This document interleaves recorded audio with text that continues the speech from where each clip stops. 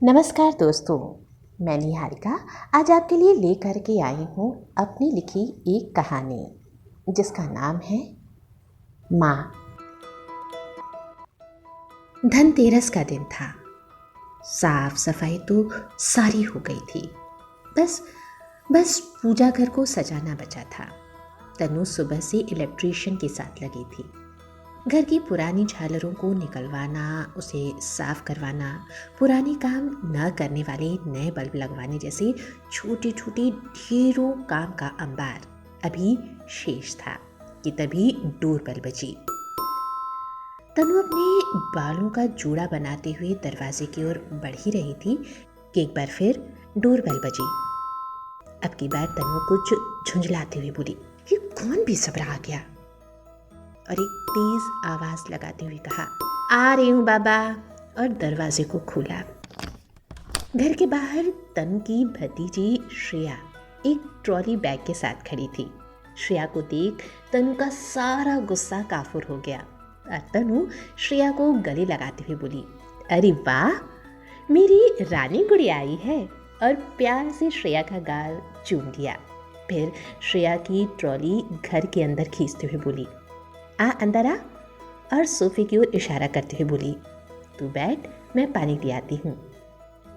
इतना कहकर तनु पूजा घर की ओर गई जहाँ इलेक्ट्रीशियन झालरें बना रहा था। तनु ने इलेक्ट्रीशियन के पास जाकर के कहा, अभी और कितना समय लगेगा भैया? इलेक्ट्रीशियन ने झालर की एक बल्ब कसते हुए बोला, बस हो गया बहन जी। तनु उसकी बात सुनकर किचन में चली गई और किचन से श्रेया की पसंदीदा बर्फी और पानी का एक ग्लास ले आई और उसके पास बैठते हुए बोली, और बता, कैसी है मेरी डॉक्टर साहिबा? श्रेया बुआ की बात सुनकर मुस्कुराते हुए बोली, बढ़िया, और प्लेट से एक पीस बर्फी का उठा लिया कि तभी श्रेया का मोबाइल बज उठा। तनु ने श्रेया के मोबाइल की स्क्रीन को देखा। उस पर होम लिखा आ रहा था, पर श्रेया ने उस फोन को उठाने के बजाय फोन कट कर दिया। तो तनु श्रेया को टोकते हुए बोली, अरे फोन क्यों काट दिया? दादी का होगा, बता देना कि यहाँ आई हूँ बुआ के पास, थोड़ी देर में घर जाऊंगी। तनु की बात सुनकर श्रेया ने कोई जवाब नहीं दिया और चुपचाप मेज पर रखी पानी की ग्लास को उठा लिया। तनु श्रेया का फोन उठाते हुए बोली, चल फोन मिला कर, कि तभी अंदर से इलेक्ट्रीशियन आ गया और तनु से बोला, काम हो गया मैडम। तो तनु ने कहा, ठीक है भैया, आप जाओ, मैं पैसे शाम तक भिजवाती हूँ। इलेक्ट्रीशियन के जाते ही श्रेया ने कहा, बुआ ये कौन था, और घर के बाकी लोग कहाँ हैं? तो तनु ने मुस्कुराते हुए कहा, अरे तेरे फूफा जी शॉप पर गए हैं, और तेरे बंटी भैया उनका एग्ज़ाम है दिवाली के दूसरे दिन से ही, इसलिए अब कि वो नहीं आया। तो श्रेया ने बर्फ़ी का एक और पीस उठाते हुए कहा, चलो कोई बात नहीं बुआ, आपकी दिवाली मैं तुम्हारे साथ मनाऊंगी, तुम्हें बंटी भैया की कमी नहीं खलेगी। तनु श्रेया की बात सुनकर मुस्कुराते हुए बोली, और वहाँ वहाँ तेरी माँ और मेरी माँ और वो श्रेयस तेरा इंतज़ार करेंगे, पगली कहीं की। बुआ की बात सुन श्रेया ने कुछ लापरवाही से जवाब देते हुए कहा, उनके साथ उनके साथ उनका लाडला श्रेयस होगा ना। श्रेया की बात सुनकर तनु श्रेया के सर पर एक प्यार भरी तड़ी मारते हुए बोली, इतनी बड़ी हो गई, 4 साल में डॉक्टर बन जाएगी, पर बुद्धि बुद्धि आज भी नहीं आई, चल कुकड़ी कहेगी। श्रेयस छोटा है ना, इसलिए सब उसे लाड करते हैं पगली। पर अब की श्रेया कुछ गंभीर होते हुए बोली, नहीं बुआ, सिर्फ यही बात नहीं है, श्रेयस माँ का अपना बेटा है ना, इसलिए माँ उसे ज़्यादा प्यार करती है। इतना कहते हुए श्रेया ने तनु की गोदी में सर रख दिया और बोली, बुआ बुआ मैं घर नहीं जाऊंगी, तुम्हारे साथ दिवाली यहीं मनाऊंगी, तुम घर पर माँ और दादी को बोल देना। श्रेया की बात सुनकर तनु के चेहरे का रंग उड़ गया और वो श्रेया का सर अपनी गोदी से उठाते हुए बोली, कैसी बात करती है श्रेया, किसने तुझे ये बताया? तो श्रेया ने कुछ मायूसी से कहा, किसी ने नहीं बताया, पर मुझे पता चल गया। सच्चाई नहीं छुपती है ना बुआ। तनु ने श्रेया के सर पर हाथ फेरते हुए कहा, तू तू गलत समझ रही है।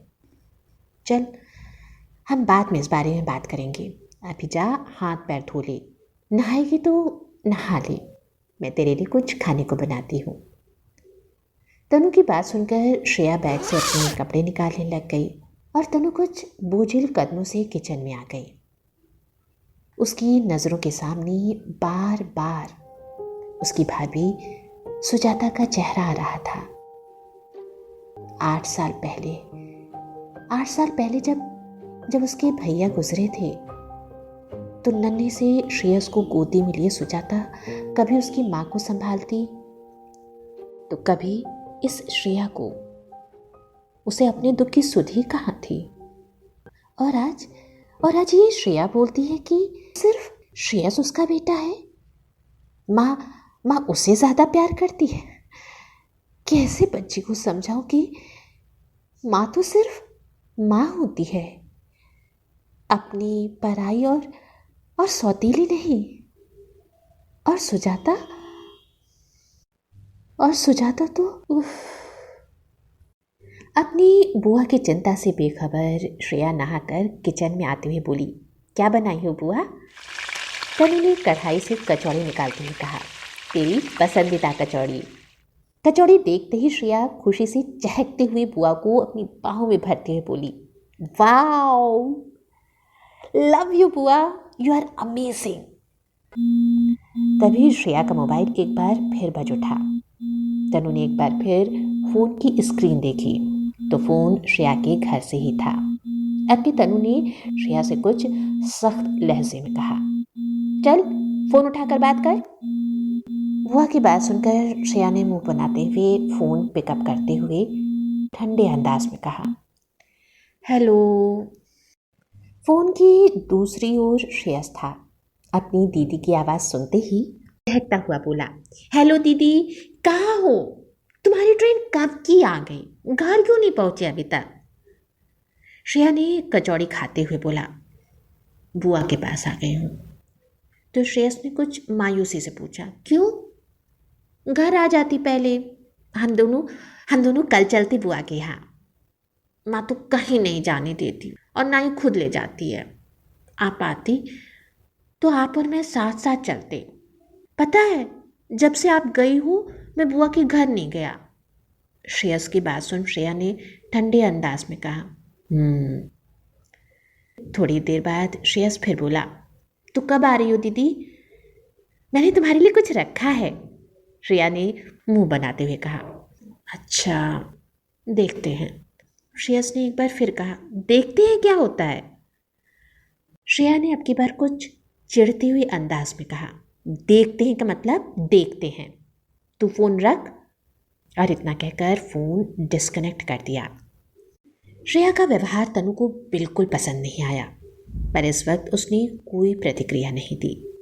कुछ देर बाद जब श्रेया टीवी देख रही थी तो तनु अपने कमरे से ज्वेलरी के कुछ बॉक्स लेकर श्रेया के पास आ गई और श्रेया को दिखाते हुए बोली, ये देख श्रेया।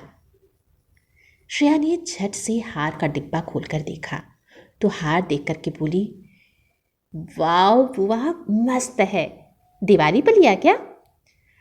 तनु ने श्रेया के हाथ से हार लेते हुए कहा, नहीं रे, 6 महीने पहले कोई दे गया है, उसे पैसे की ज़रूरत थी तो इसे मेरे पास रखकर पैसे ले गया। श्रेया हार एक बार फिर देखते हुए बोली, है तो बहुत सुंदर, पर कुछ देखा देखा सा लग रहा है, किसका है बुआ? तनु ने एक लंबी सांस भरते हुए कहा, एक माँ का। बच्चे की पढ़ाई के लिए लोन चाहिए था, इसलिए मुझे ये दे गई और पैसा ले गई। श्रेया अपनी बुआ की बात सुनकर के बोली, कितने पैसे लिए उसने? तनु ने डिब्बों को बंद करते हुए कहा, यही कोई 2-2.5 लाख रुपए। श्रेया ने सारे डिब्बों को देखते हुए कहा, इतने सारे जेवर और सिर्फ 2-2.5 लाख रुपए? पर बुआ, जेवर कुछ ज़्यादा के लगते हैं। तनु ने डिब्बों की ओर देखते हुए कहा, हाँ, पर पुराने जेवरों की रीसेल वैल्यू नहीं होती है। श्रेया बुआ की बात सुनकर कुछ मायूसी के साथ बोली, बेचारी। अकीद तनु ने श्रेया की बात सुनकर एक सवाल भरे अंदाज में कहा, बेचारी क्यों? श्रेया ने गहने की ओर देखते हुए कहा, इतनी सुंदर गहने उसे देने पड़े। तो तनु ने हार को देखते हुए कहा, अरे पगली, एक औरत का असली श्रृंगार तो उसका पति और बच्चे होते हैं। वो खुश तो उनकी खुशी ही एक औरत का सबसे बड़ा गहना होती है। बुआ की बात सुनकर श्रेया उसकी बातों से सहमति जताते हुए बोली, पर मैं अपने बच्चों के लिए ना करने जाऊं। श्रेया की बात सुनकर तनु ने प्यार से श्रेया के गालों पर हाथ फेरते हुए कहा, अभी मां नहीं बनी है ना, जब बनेगी तो खुशी खुशी करेगी। बुआ की बात सुनकर श्रेया ने कहा, भगवान ना करे मुझे ये दिन देखना पड़े, और मुझे पैसे की ज़रूरत होगी तो मेरे पास तुम हो ना बुआ। फूफा जी तो मालदार आसामी हैं, मुझे अपने जेवर गिरवी रखने की ज़रूरत नहीं पड़ेगी। श्रेया की बात सुनकर तनु मुस्कुराते हुए बोली, हाँ रे, तुझे पैसे अगर चाहिए होंगे तो जेवर गिरवी रखने की ज़रूरत थोड़ी नहीं है। सुजाता को भी नहीं थी, पर वो मानी नहीं। बोली श्रेया के पापा होते तो पढ़ाते ना उसे।